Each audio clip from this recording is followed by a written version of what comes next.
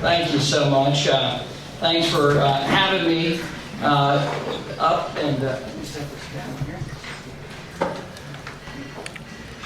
Well, thank you. I'm Patrick McHenry. If you can see me over the podium, you can tell that Keith Schuler and I don't have one thing in common, which is size, or perhaps athletic prowess. But anyway, it's an honor to be here today, and thank you for the opportunity to speak to you. There are certainly a lot of issues that we're facing as a country and as a community, and I wanted to touch on those, but I wanted to begin by just telling you a little bit about myself, because I've not previously represented Buncombe County, but under the new map the legislature passed to redraw the congressional districts, which they're obligated to do every 10 years. They've changed my district from the current 10 counties I represent that go from, in essence, Lake Lure all the way over to Lake Norman, and from the South Carolina line all the way up to the Tennessee line. So I represent Avery, Mitchell, Caldwell-Burke, Catawba, Iredell, Lincoln, Gaston, which is where I live in Gaston County, as well as Cleveland and Rutherford County. So it's a sprawling district, and with the new remap, I will pick up all of the rest of Gaston County, and so I'll represent 7 counties in total, including 130,000 people right here in Buncombe County. And so there's a lot of discussions about what Buncombe County and Gaston County have in common. I don't know if you've heard this discussion. I think the summary is, under the designs of the legislature, we have one thing in common, and that is that we're both in the 10th district. Good for us, right? Having represented my district for the last 7 years, I just want to tell you sort of my approach and my mentality. There's the day-to-day work of a member of Congress here at home revolves around constituent service. You call, you get a response. You write a letter, you get a response. You've got an issue with a federal agency, you've got somebody there to advocate on your behalf. If you need technical expertise from a federal agency or an answer about a federal program, we provide it. Well, that day-to-day work isn't a Republican or Democrat approach. It's not a left-wing or right-wing approach. It's not an ideological approach. It's just simple service. You show up, you get served. And so I want to bring that same mentality of constituent service, of that type of servant leadership to the new sections of this district. Now, under federal law and under the designs of how this works is that Keith Schuler will continue to represent his district as it was drawn at the last election. I'll continue to represent mine, but we'll run in these new districts for next time. And so that means that we can't expend official resources on the new areas of the districts that we hope to represent. We have to continue to serve those people that we currently represent. So that means that nothing changes through 2013, except you might see this diminutive congressman approach you in the community to learn more about what's happening in Buncombe County and ways that I can be of assistance, and if you're kind enough to elect me next time. Now, there are a lot of issues that we're facing, and a lot of serious things we have to deal with. I serve on 2 committees, the Oversight and Government Reform Committee, which is an investigative committee of Congress, as well as the Financial Service Committee. And the Financial Service Committee deals with banking, market regulation, as well as real estate regulatory issues. So very far and wide-reaching committee that I serve on, and I previously served on the Budget Committee. So those issues are of concern really, no matter where you are in the world today. Now, so I want to touch on just a couple issues, and if we have the time, right, if that's okay, if we can have questions, that'd be great. So I'll keep it brief and then allow you to ask questions or tell me what's on your mind.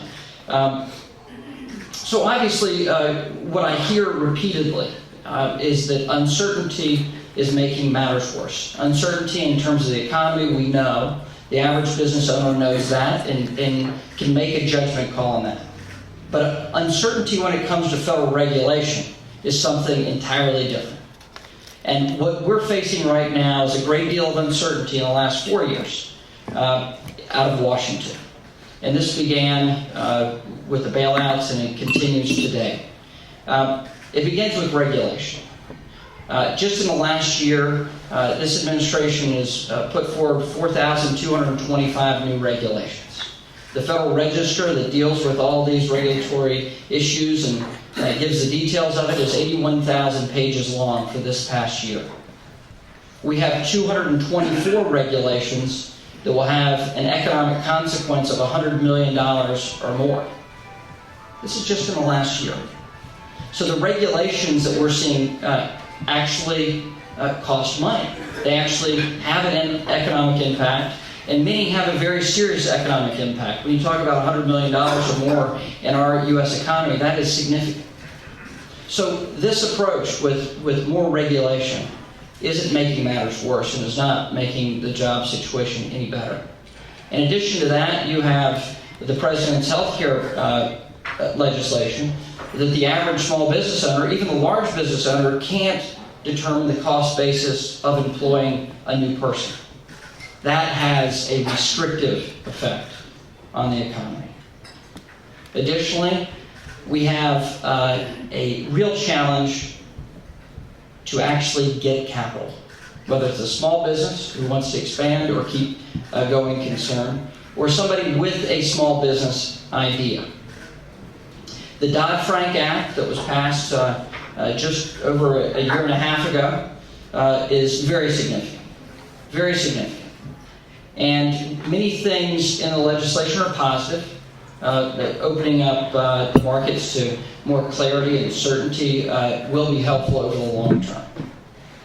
But we know that large portions of this actually make credit more costly and less available at a time where we need cheaper credit and greater availability.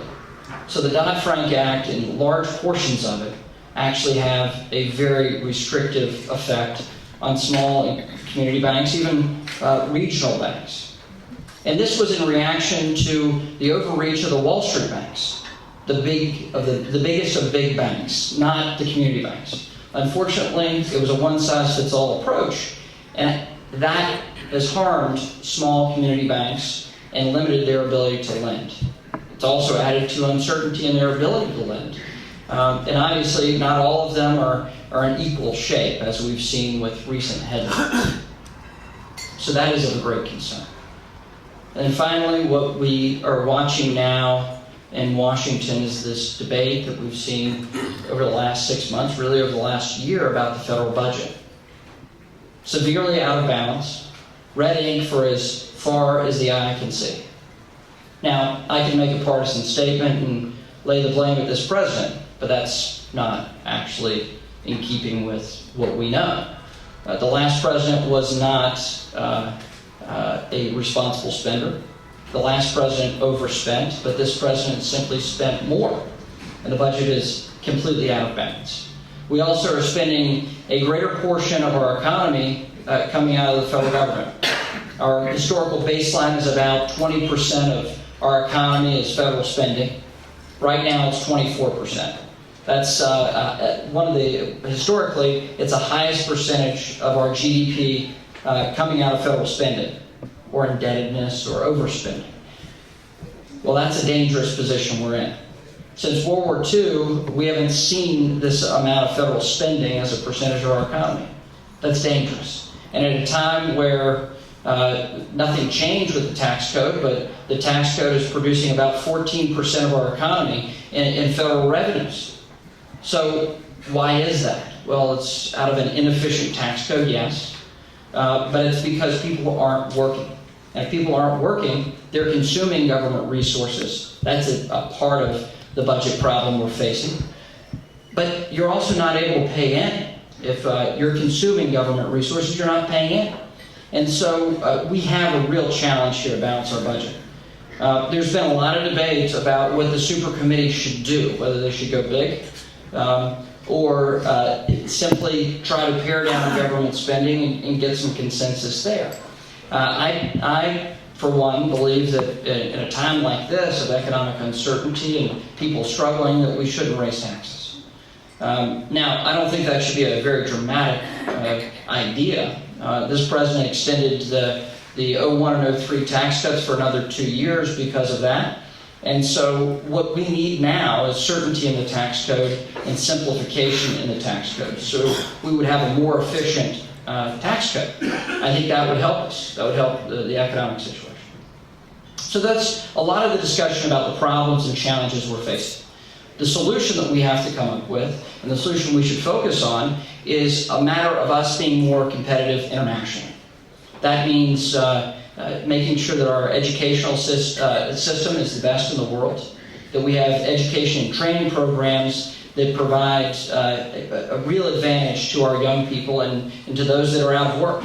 We can do that in a number of ways, but we need to focus on this, not simply about just trying to grow the economy, but making sure that we're able to compete against India, against China, against these growing economies around the world that we have to compete for.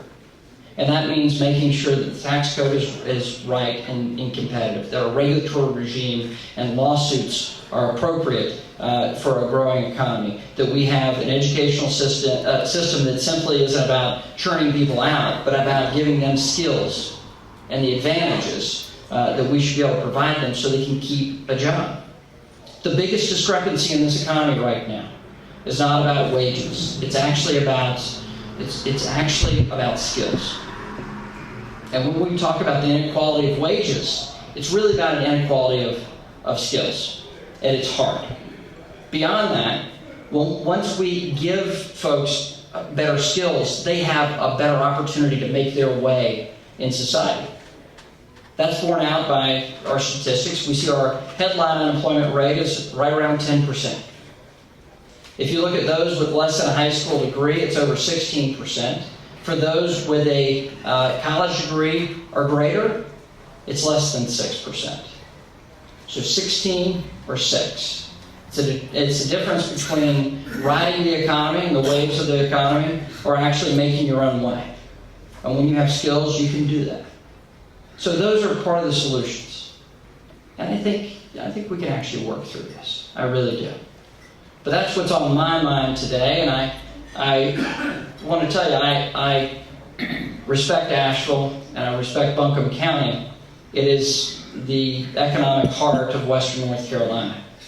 I also know that in some of my visits here, I know that it's also got a unique cultural identity. In fact, I got to see Sister Bad Habit riding down the street the last time I was here. So it's obviously unique. And I mentioned before that to someone when I was talking earlier that I've now quadrupled the number of vegetarian restaurants in my district. That's okay. I went and tried Laughing Seat, and I was reassured because it tasted so good, I decided it couldn't really be healthy for me. I'm Southern, what can I say? But that's what's on my mind, and I just want to thank you for the opportunity to speak to you, and would love to have your questions or comments.